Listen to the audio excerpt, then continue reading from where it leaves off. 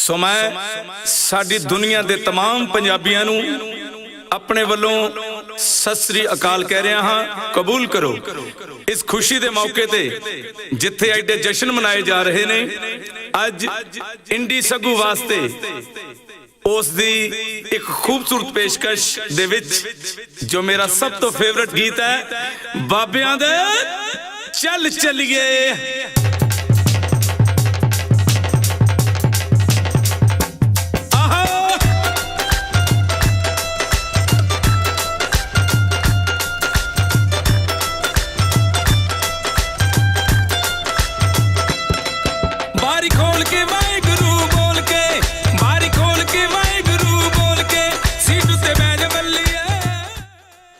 The end of the reunion, right? And what a reunion it's been. Yeah, I'd say there's things obviously viewers haven't seen that's been going on behind the scenes, but it was expected, you know what I mean? Like something so successful would always have kind of, you know, grey areas, but the stories are priceless, and the whole point of this was to create a legacy and document as much as we could. But next guest, I've brought out the coat in honour of him. And I know obviously you caught up with him in Bradford, and we tried very, very hard to bring him down, and we finally brought him down. But Indy, welcome to Brit Asia. Thank you for having me. Indy, let's just get straight into it, man. The Untouchables legacy, man, was a legacy in itself. It was. Every artist provided something different to that camp. You know, every artist has their own story, every artist did what they did, etc. But the main reason we're doing this is to honour Kully. And that's one of the reasons, you know, it's been 10 years since he passed away. And he was a pivotal kind of member of that Untouchables kind of clique. You know, just kind of before we could kind of get into your journey and story, I want to kind of just touch on, you know, Kully's element. You know, what was your relationship like with Kully? When did you first meet him? Right, well, when I first met Kully, I was still at college. So we were just getting into music, and I had only been introduced to Manj and Serge because we needed a five-a-side football player, and it was me, and they were like, oh listen, let's go play at the Gurdwara Hall. You know, you had this little sports hall and they needed a player, and we had a five-side match, and my friend, he was like, listen, I'm going to introduce you to these other guys that are doing music as well. They're from Bradford. So I met Manj and Serge first, and then very shortly after that, you know, back in the time of daytimers. Yeah. That's when Kully... Actually, no, I don't. I'm too young for that. Don't make me feel old. No, we did. There was a daytime we were doing, and Kully had come down from Middlesbrough University, and that's the first time I'd met him. And then we had a little convo. We were on the bill, so they were going to spin out. I was going to spin out, and this was the very start of our journey. So there was no name there. They were building the RDB brand, and I was building the Indy Sagu. I was known as ID then, so I wasn't known as Indy Sagu, and I was DJ ID, and that's the first time I'd spoken to Kully. And it was a brief conversation. You know, it was one of those things, but as things developed, we quickly became closer and closer and closer, and I saw a different side to him. He was very different to his brothers, and you could see there was this thing within him that was just, he had something that none of us had, and that's what I guess made him who he was. And he was literally the glue in everything. He held it all together in different aspects, and anybody that knew him to the level that I've known him will tell you that, you know. So that's where it started, that's where the journey started, and then it was very quickly DJing together, doing private functions or doing gigs, and then getting to know each other further, and then it went into the production side of it and just getting thrown into it. And you know, one thing that, you know, it's a difficult topic to talk about, but obviously, you know, when he passed away, obviously by the time he passed away, the Untouchables camp was no more. But you know, did you guys still keep in touch, and where was you when you heard the news? Because as fans, you know, again, we've spoken to everyone about this. We never knew Kully wasn't well. And then obviously when he passed away, it was a shock to everyone's system. You know, but was you still in contact with the guys? Like, how did you find out he wasn't well, and where was you when you found out he passed away? I was in Toronto. I was out there, and I'd heard he wasn't well. And at that point, relationships had been strained between a lot of people in the Untouchables camp, and a lot of people had left. And I did email him back and forth a little bit, and I said, look, I heard you're not well, I hope everything's okay. And he emailed me back, and he was like, look, no worries, everything's good, everything's absolutely fine. And then it was just a little while later after that I'd heard that he'd passed away, and it was first flight out, literally first flight out back to England, and I was like, you know, it was shocking because no matter what happens, Business is business and friendship is friendship. yeah, friendship is friendship, and before anything happened, we became friends. It wasn't like we were business partners or business associates. We were just friends, and even the debut album, without his input, it wouldn't have been what it was. You know, he did the photo shoot, the white bag and everything. He did the photo shoot in their house, literally, with his dad and his wife at that time, and then literally a mirror, and just boom, and that was the photo was generated from there. So that journey started off and stemmed from friendship and a mutual respect. And then obviously as we progressed through our careers, it naturally went down a more business route because that's just the way it had to be. Yeah. Unfortunately, but you know, that's just the way the cookie crumbles sometimes. But let's talk about the actual Untouchables journey. Yeah. For you. Okay. You know, Well, I mean, where did you go and your exit? And talk about the exit first, yeah. Let's talk about the exit. Like when I left Untouchables. Because and the reason I want to start on the exit is because, like, you know, the video's playing, right? Indy Sagu peaked. Yeah. And then literally, it wasn't just you, it was a lot of artists. Suddenly it's, where are they gone? Because it was a case of suddenly, like, you're looking around, like, you know, like you look around a room, right? The room's full. You got music coming out everywhere, names are dropping, posters are dropping, everything, right? And you're looking around, suddenly you look around like, hold on, he's gone a bit quiet, he's gone a bit quiet, and before you realised it, the Untouchables literally, light has been switched off and everyone's gone. Well, it was like, you know, on top of it, on the surface, everything was brilliant. But with any business, there's always stuff going on behind closed doors. What essentially happened was there was a creative difference between me and the label. And that is going to stem from loads of different things. But I wanted to go in a different direction. I guess the label wanted us, or me specifically, to continue to make the garage style music, which at that time I felt as a creative artist was not the way to go for me. I felt that I needed to step away from the garage scene, and I wanted to kind of build a different boundary. Like, I wanted to break different boundaries, different styles of music, explore different genres. The label really didn't want that, and off the back of that, I think there was tension being caused with, I think, manipulation and people not being entirely truthful with things that were happening, and that, I guess, caused more complications, and then left me to not really have much of a choice in that aspect. It's either stay and then be a bit of a puppet, or then spread your own wings, and then, yeah, it's going to be a risky business, but then, you know, at least you can get the content that you want out the way you want it. Do you think, like, with Untouchables and like yourself and, you know, your colleagues, etc., because the UK boomed quick, it was that era of like the bands were coming to an end. Then there was a bit of that gap when nothing was kind of happening, and then suddenly, you know, the UK is producing these garage tracks. They're now producing desi tracks. They're now producing, you know, everyone wants UK sound. Everyone wants UK producers. Yeah. And you have literally, we went from literally like down here to shooting up. Like now we're exceeding. But do you think it was too much too soon for the camp? No, I think we were just mismanaged. Yeah. I think there was just, nobody really knew, you know, we're from a small city, Bradford, big up, right? And we're just kids with passion. Yeah. And we were met by somebody that was a professional in promotions, that heard us, not just DJ, but heard some of our mixes.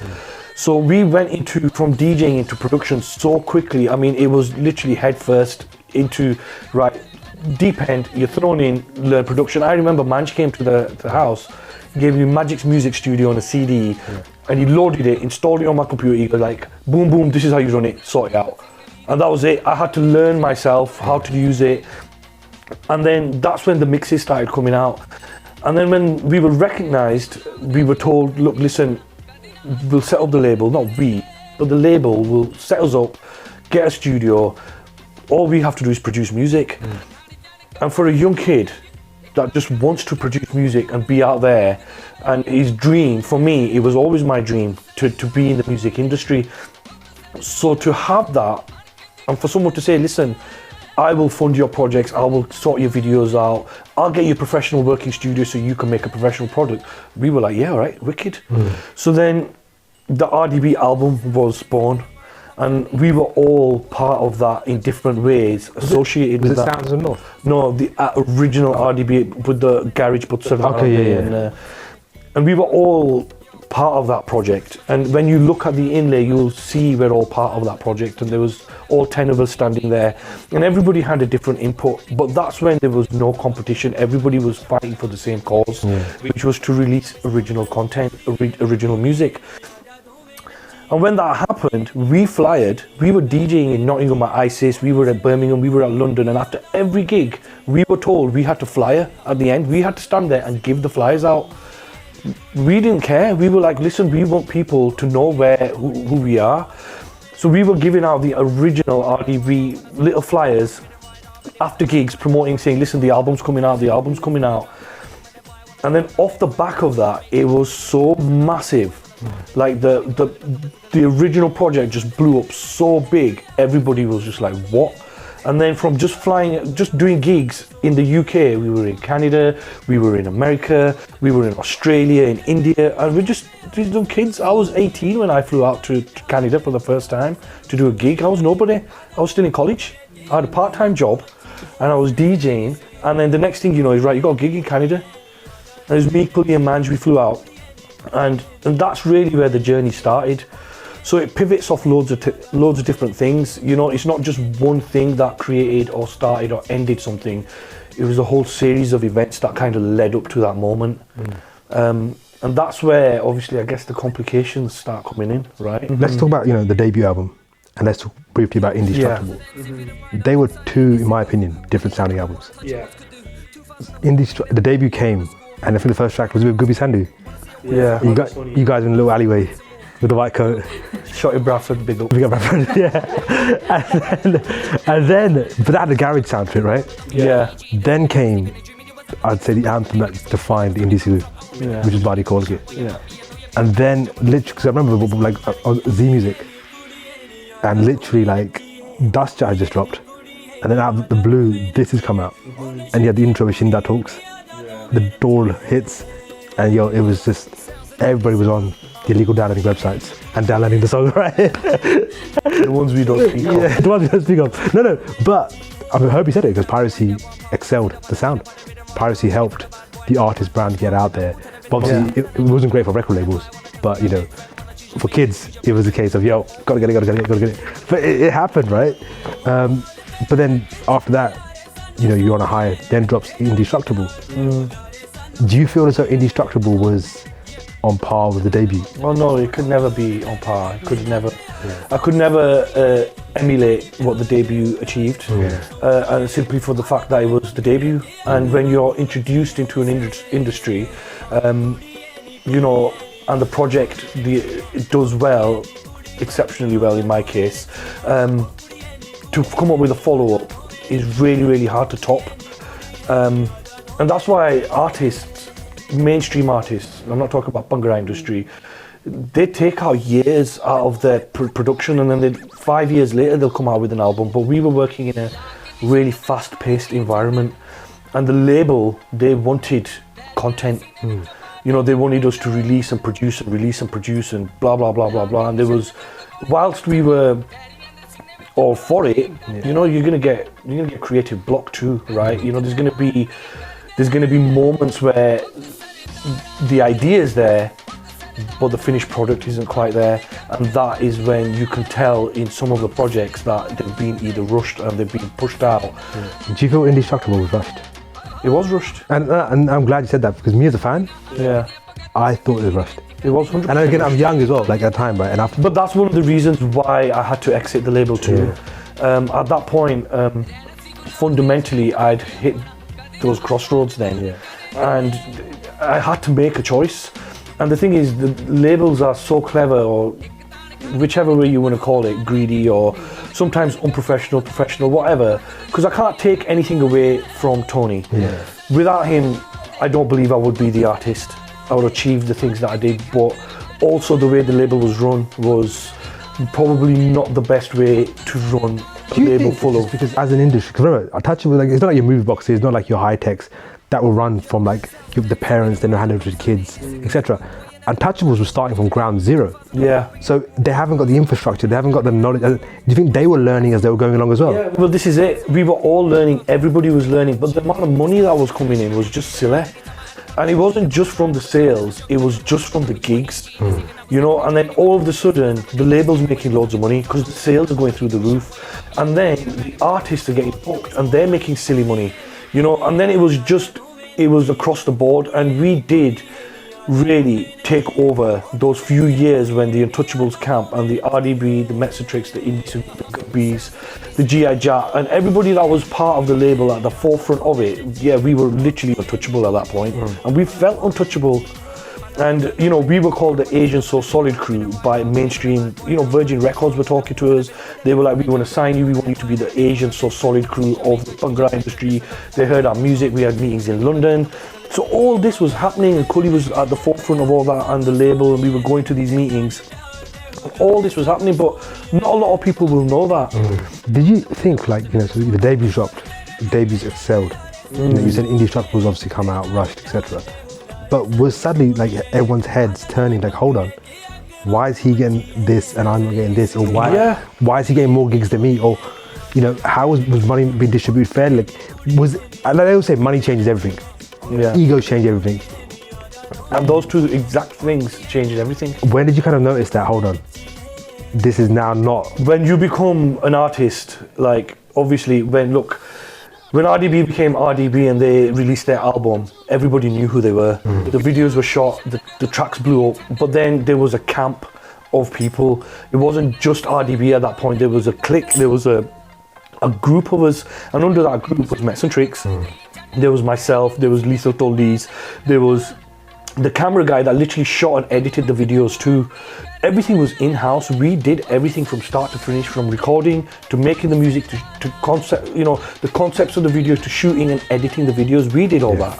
We were part of it, we designed it, we thought of the storyboards. So then you're bringing in more money because then your project is more successful, and then all of this stuff is just naturally evolving, and then you're getting better and better, and then the egos start, and then artists are like, well, I'm this artist now and I deserve this, and then the divas come out, and then your big roster and your riders and your contracts come out, well, I want this in the green room and VIP room, and then things start changing. Yeah, why is this artist getting more gigs than me? Why is this artist a bigger artist than me? Or why is he getting more sales, or why is he getting more attention? And that's it, then the problems start. And that's it, and you only need one person to stir it. And that's, So do you think that created a toxic environment? Yeah, eventually, because when we were good, we were brilliant. And we could achieve anything, and we felt we could achieve anything. But then when it got toxic, then you had people whose names I'm not going to specifically mention, but there are one or two people that were a problem, and they were talking to this person and saying something, then going to the other person and saying something, and then all of a sudden, without those two people talking, there was tutu me hola pia, and then I don't trust this person, that person needs to go, this needs to happen, and then all of a sudden that started straining the relationships. But prior to that, we killed it, and I love that aspect, and I'll always remember that aspect. I don't really care about the politics, because those people that will show that's what they want will always show their true colours. You know, we're not really bothered about them people. They can carry on in their lives, and people will realise who they are themselves. Do you know what I mean? That's not for me to say. They know who they are, and we know the kind of people that we were associated and what we achieved, and yeah, it was brilliant. And then when it kind of came to an end, who was the first to actually leave? Because I think Mexitrix was the first ones to walk. And then I believe it was me. No, it wasn't easy. It wasn't easy because I was coming off the back of probably the most successful record label in those years, not just in the UK but globally. We were well recognised. So it was a hard decision. But then when you're not left with a choice, and the label are not willing to budge, and then they're lying off the back of that, and then you've got other artists that are kind of fueling the fire, then yeah, you really don't have a choice. And it was the right decision because everybody fell like dominoes after that. And then a label that was at the top of the game has essentially just now gone from being at number one to non-existent. and then nobody knew what happened because everybody was just trying to screw everybody over, unfortunately, some more than others. Do you think it was kind of like, looking back at it, it's like, hold on, our name were in Hollywood Lights, the label, Yeah, it was. and now suddenly you look around, it's like, what happened? Did that realization happen to a lot of people, like, what happened? Yeah, well, in hindsight, everything's easy to look at because when we look back at life, we can just look at all the, you know, why did I act like this? Why did I say this? I'm not going to sit there and say I was innocent. I'm not going to sit there and paint a pretty picture about myself. Listen, when you're young, we make mistakes. We still make mistakes when we get older. The idea is to not make the same mistakes again. So when you're surrounded by people that kind of really don't want good things to happen in your life, then yeah, you are kind of forced to walk away from that. Yeah. I didn't speak to a lot of people for 10 years. We only just in the last couple of years started talking again after a decade of not talking to anyone. And that's because of the just Bhangra, innit? Yeah. No, like this, I'm not going to mention the artists, but there's two artists who kind of had a fallout because, you know, one was getting recognised, the other one kind of went up to an amazing career. And he goes, you know, ever since I had my kid, I reached out to him and said, look man, whatever's happened, let it be. Here's my hand. If you want to reach out, you know, I'm happy to move on. And they moved on. They said, you know, life was too short to kind of be stuck in that kind of, you know, okay, money is obviously a factor in everyone's relationships, gives you comfortable living, etc. But if you look at the wider picture, the wider picture was this, you know, when Cully passed away, it changed everything. And the people that were, like Cully was literally the glue for all of us. Even when things went south, we still remained friends until I moved out to North America. And then when that happened, we'd still go out. We never did business, but every week we always made it, like every Wednesday we're going out. It's the lads do. All the lads were there, all of us were there. Manj was also in North America, so I wasn't there at that point. But prior to Cully passing, we were out every week. No business, just having a good time, having a few drinks, catching up because everybody was so busy at that time. But we'd already gone down this road, which was, we understood that businessly things had got so complicated, we didn't want to talk about it, but we didn't want to end our friendship over it. So we'd meet up, we'd have a really good time. And anybody that was there, anybody that was part of that will know what a laugh we had. Then when obviously Cully got ill and then things changed and he passed, a lot of different people's personality came out, and I'll be honest with you, a lot of people who you didn't think would act a certain way did act a certain way. They changed the game for everybody, and then everybody fell out, and then after that we did talk. All right, Indy, it's been deep. It's been very deep. It's been the deepest one we had. Listen to your conversation. Yeah, but listen, we'll have to definitely sit down in the future and talk more, especially when new music comes out. Yeah, definitely. But Sharon, there's one question we've got to ask you before you leave. So obviously, you know, the journey that we've been on, getting everybody together, you know, talk to. Would you be, you know, for a reunion to get everybody in one room, just to have, you know, talk about the good old times, the good old days? I mean, I still, believe it or not, still actually talk to quite a few of these people. But would you be up for a reunion with everyone in one room? Could you put everyone in that room? Yeah. I don't know. Oh. I'll be honest with you, I don't know. Yeah. I don't know how that would pan out. And let's put politics aside. Let's put business aside. Let's put music aside. Just like you said, say it was a Wednesday. yeah, listen, you bring the ball out on a Wednesday, we're done. Yeah, that's it. That's what we want to hear, Indy. There we It's go. been a pleasure. Thank you so much. Thank you. Thank you for having me. And let's see what's happened in 2023. Sweet.